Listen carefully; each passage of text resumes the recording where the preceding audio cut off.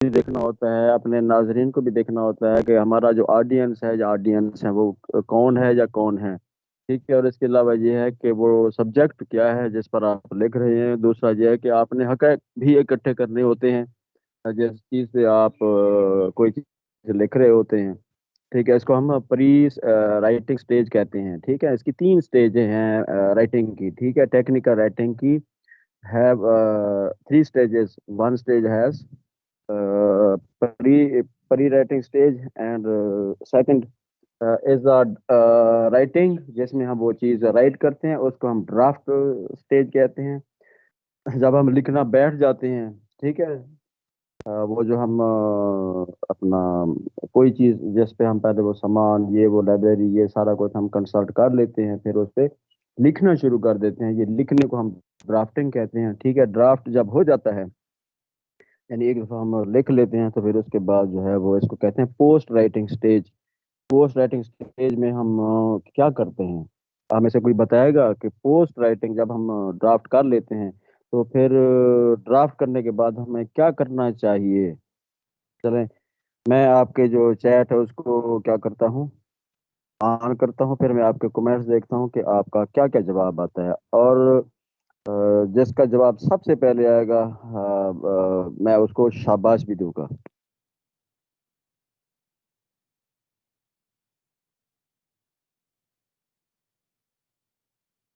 हाँ जी।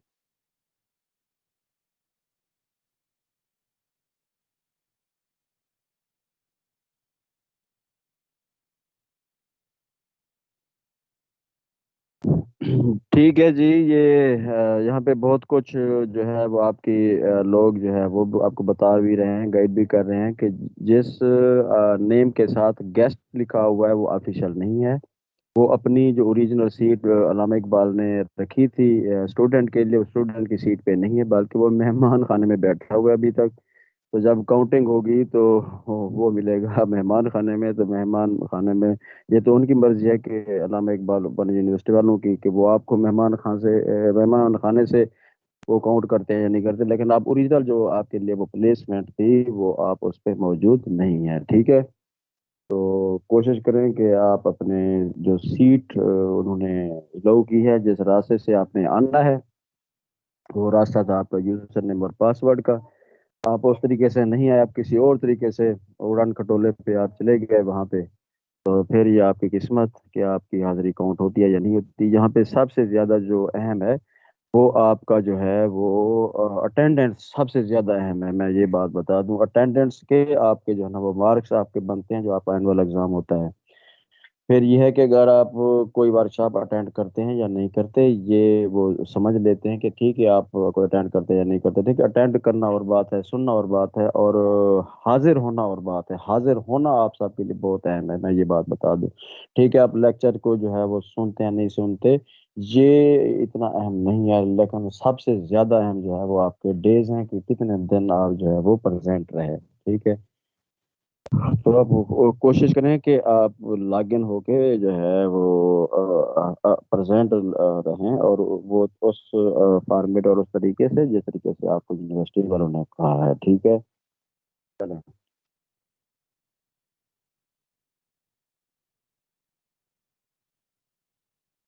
Writing finish, ये आपका जवाब है। मेरा भी नेट इशू है, प्लीज मुझे भी बता दें। फिर आपका नेट इशू तो क्या हम वो आप क्या कर सकते हैं, यही कि आप जो है अपने नेट की स्पीड बढ़ा या पैकेज आप जो है ना वो चेंज कर दें। ठीक है ना, कोई अच्छी से जो अपना नेटवर्क है उसका अच्छा सा पैकेज ले लें। ठीक है, जिसकी स्पीड अच्छी हो, चले।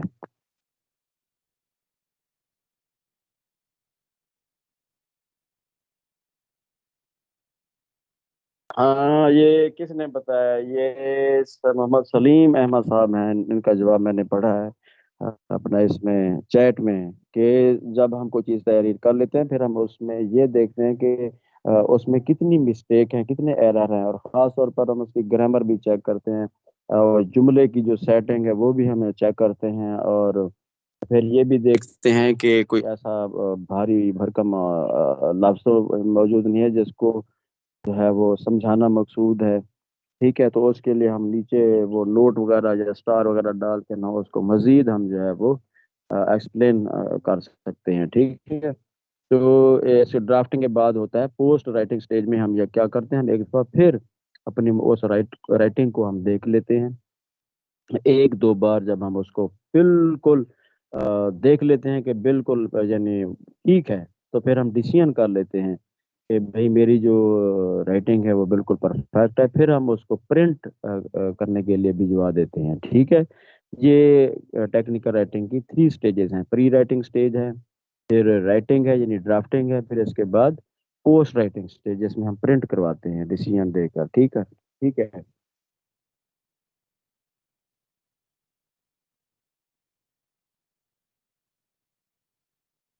अच्छा जी, ये यहाँ पे बच्चे बेगम है, कोई इनकी हेल्प कर ले, ठीक है। ये दूसरा बल्कि चौथा दिन है ये उसमें बैठी हुई है, इसमें अपना गेस्ट में। तो आप इनको जो है ना वो कोई ऐसे आदमी करे जो इनको इधर ले जाए, ठीक है। अच्छा, ओ,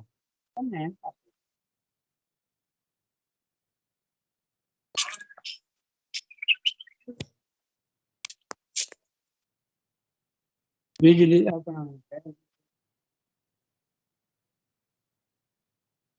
ये दे देते हैं। जी जी, दे दे दे वेट कर ली कंपनी।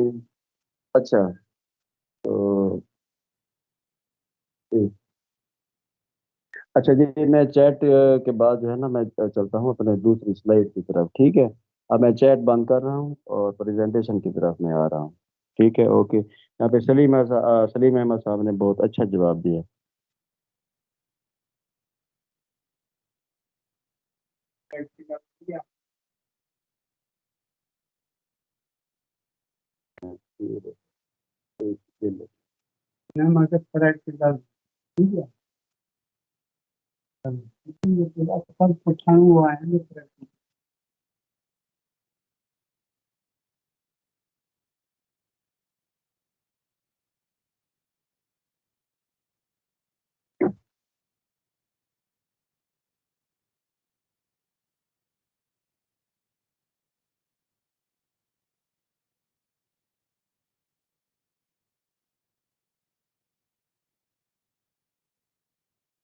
जी जी, आवाज़ जो है वो इंशाल्लाह तो लाएगी, ठीक है। मैं अब आगे जो नेक्स्ट हमारी स्लाइड है उसको मैं उसकी तरफ जा रहा हूँ।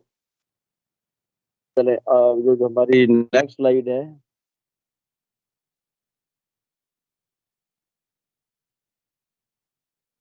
और ये देखें, प्रॉब्लम तो ये नेट के भी हैं और खास तौर पर बिजली का बहुत बड़ा बुरहान है यहाँ पे। देखें मैंने वो कितनी चीज़ें चलाई हुई हैं, सोलर ये वो, लेकिन फिर भी हमारा जो है ना वो इशू आ रहा है, ठीक है। मेरा लैपटॉप तो बंद है, मैं आपको मोबाइल पर सिर्फ वो लेक्चर दे रहा हूँ, ठीक है।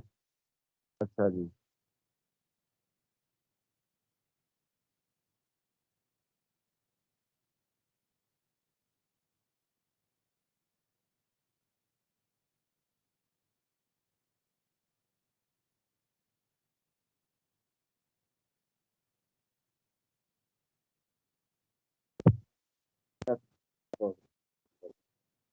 अच्छा जी, प्री राइटिंग, ठीक है, प्री राइटिंग स्टेज में।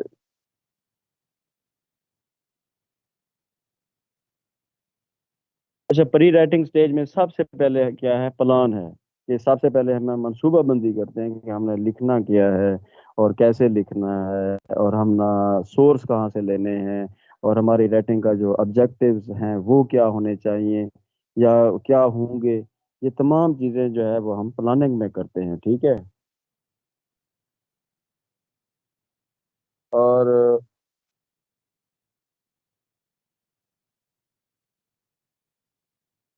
अच्छा, प्लान में पता है कि हम गोल भी देखते हैं कि हम हमारे जो तहरीर के वो मकासद क्या है, गोल क्या है। फिर जो अहम चीज है तीसरी, वो सबसे पहले हमने देखनी ये होती है कि ये जो मैं कोई चीज राइट कर रहा हूँ, ये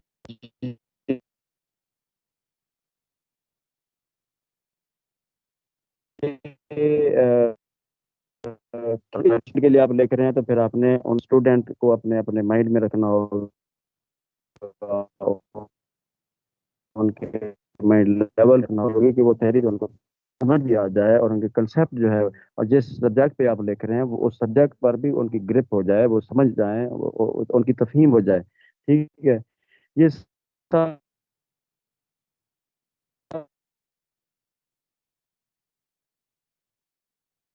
सबसे अहम होता है। हम क्या करते हैं, हम अपने गोल को लेकर उनको भी हम मद्देनजर रखते हैं, माइंड में रखते हैं कि भाई उन्हीं के मुताबिक हम अपने सब्जेक्ट पे लिखना है। ठीक है।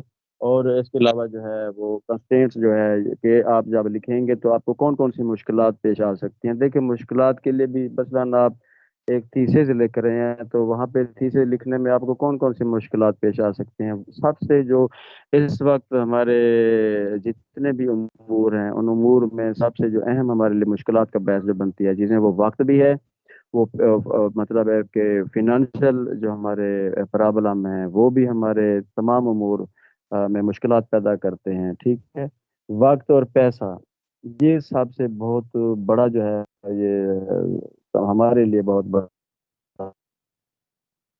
इसको मतलब ये मुश्किल बन जाता है। ठीक है। हमें आगे बढ़ने में, ना सिर्फ हमें आगे बढ़ने में बल्कि हमारे जुमला अमूर की प्रमोशन में भी ये आगे बढ़ने में हमारे लिए रुकावटों का जरिया बनता है ये वक्त। देखें मेरी बात सुने, अगर एक आदमी बहुत बिजी है, ठीक है, और उसको कोई काम सपोर्ट कर दिया जाता है तो फिर देखें वो उसको उसके पास वक्त ही नहीं है तो फिर वो एक महदूद वक्त में अपनी जो तहरीर है वो कैसे करेगा। जैसे जैसे ये आप कि ये जो दो असाइनमेंट्स मिली हैं, ठीक है ना, हम इसकी मिसाल क्यों नहीं लेते, क्योंकि ये हमारे पास हमारे रिलेटेड भी ये एग्जांपल बन सकती है। देखें अगर इसी तरह अगर आपको कहा जाए कि ये जो दो असाइनमेंट है आपकी फीस सब्जेक्ट की, तो आपने 15 दिनों में मुकम्मल करके देनी है, मुझे बताएं आप सबके पास इतना वक्त भी नहीं है। और देखें वक्त अगर है भी तो और भी मुश्किलात आपके लिए जो है जो चीज़ें हैं वो आपके लिए मुश्किलात का बहस बन रही है। मसलन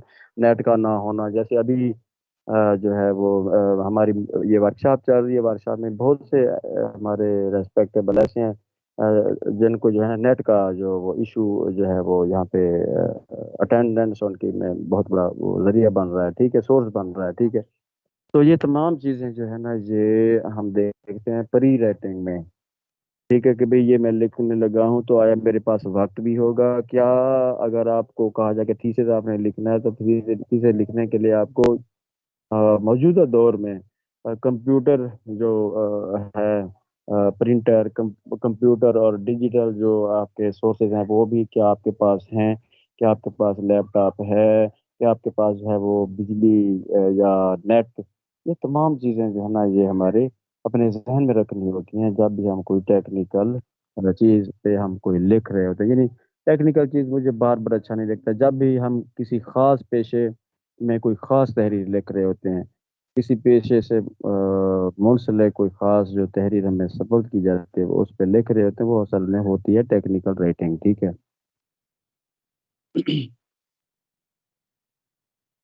और फिर ये जो है कि हम प्री राइटिंग में हम पूरी अपनी तहरीर का आउटलाइन भी बनाते हैं कि अच्छा अभी ये मैं ऐसे करूँगा, इसका आगाज़ ऐसे होगा, इसको जो है दरमियान में मैंने ये कौन कौन सी जो चीज़ें हैं ना वो हमने डालनी है। ये छोटे मोटे आपने आउटलाइन आउटलाइन बनानी होती है। जैसे मतलब पूरा तो आप नहीं लिखते लेकिन छोटे वो आउटलाइन एक खाका अपने जहन में जो आपके वो बनता है उसको आप थोड़ा सा नोट कर लेते हैं किसी खास जगह पे, खास पेपर पर।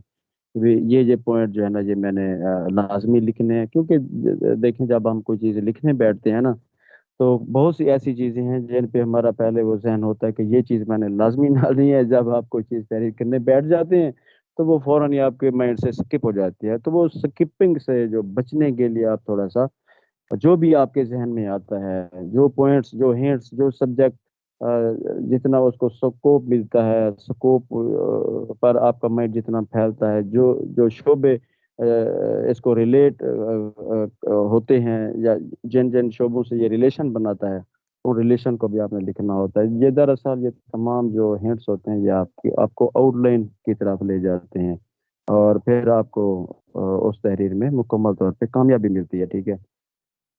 तो इसको तो देखते हैं आपकी अब इसको और भी हम थोड़ा सा बयान करते हैं।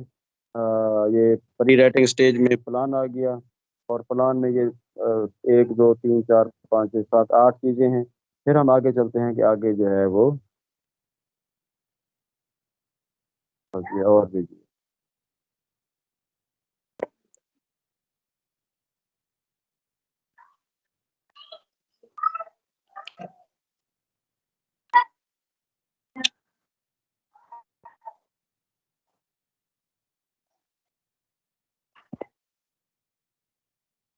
अच्छा जी।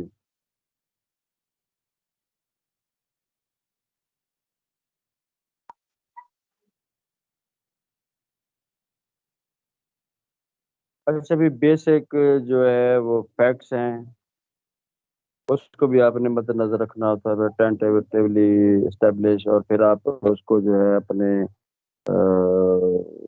मंतकी अंदाज तक पहुंचाते हैं कि हाँ हाँ जी आप ये मैं ऐसे कुछ इसको थोड़ा सा कहते हैं कि भाई फाइनल नहीं करते, बस थोड़ा सा उसको जो है ना वो आप लिख लेते हैं कि बस मैंने ऐसे लिखना है, ठीक है।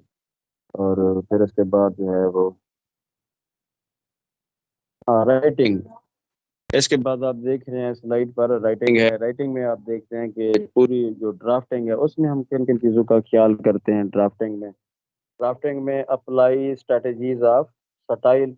फिर आप अपनी उस तहरीर में स्टाइल की जो स्ट्रेटजीज हैं, तरीके हैं, उसको आप लेके आते हैं कि भाई आपने उस तहरीर को किस तरह आपने रखना है, ऑफिशियली भी हो लेकिन इंटरेस्टिंग भी हो, और उसमें तमाम जो हकायक हैं उनको भी आपने वो लाजमी जगह देनी हो। ठीक है। उसके बाद है apply strategies to the to help yourself, और ये तमाम जो स्ट्रेटजीज हैं ये आपने इस्तेमाल करनी है ताकि आपको लिखने में मदद मिल सके, ठीक है। और फिर है कि revise to help readers comprehension, और फिर आप जो है वो ड्राफ्ट को एक बार फिर आप देखें कि ये जो कुछ मैंने लिखा है क्या ये जो कारी है, जो आपका ऑडियंस है, इसको बखूबी समझ भी सकता है, या उसके जहन से वो ऊपर ही गुजर जाना है आपकी तहरीर में। तो जितना आप ऑडियंस के माइंड लेवल के मुताबिक आप अल्फाज का इस्तेमाल करेंगे, जो आसान अल्फाज इस्तेमाल करेंगे, या ये है कि अगर आप किसी अदबी जो गिरोह है उसको उसके लिए आप कोई चीज़ तहरीर कर रहे हैं, तो फिर आपने थोड़ा सा जो लैंग्वेज है वो भी कुछ हाई रखनी है ताकि उनके लेवल के मुताबिक आपकी तहरीर जो है वो शो हो सके। चलें जी, लाइट आ गई है, तो फिर हम जो है वो चले, अल्हम्दुलिल्लाह लाइट आ गई। अब हम अंदर बैठ के ना, ये बहुत बड़ा प्रॉब्लम है आज का ना, कोई काम ही नहीं होता ताकि हमारी वर्कशॉप भी जो है ना वो बहुत मुतासिर है।